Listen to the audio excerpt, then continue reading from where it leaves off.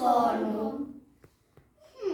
Kako mirna livada na kraju grada, ali nedjeljom je nemirna. Znaš, Čiča, u gradu nema baš puno stanova. Mogu li se ja useliti barem u tvoje uho?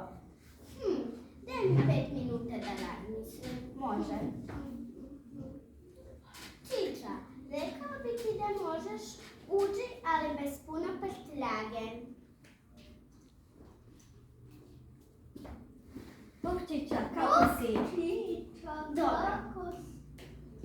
Pa jel ideš u neki novi stan? Vidim da imaš puno stvari. Da.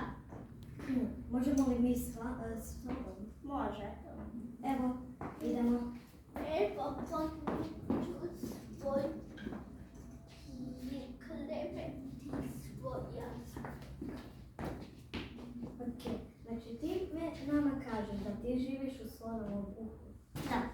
Ok, sam da vam kažem, ovdje tu je moja omiljena baca. Zato ju ne smijete dirati. Ok.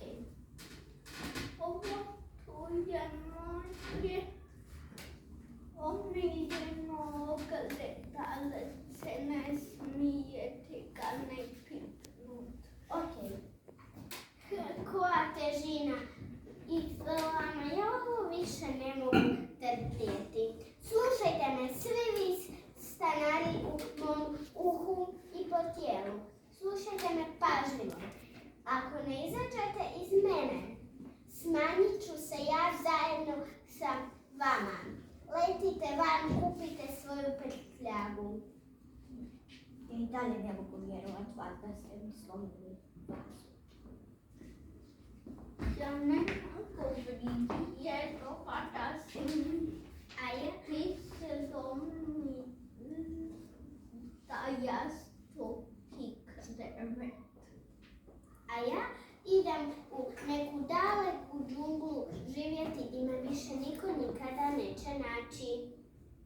Gledajte ovo, ostala je samo prašina koliko se brzo smanjio. Za sve si kriva. Vas dvoje ste za sve krivi. Imaš pravo. Zapravo, i jesmo malo previše stvari ponijeli za slona, pa možda je malo htio trčat, pa su nam se stvari slomile. Moguće.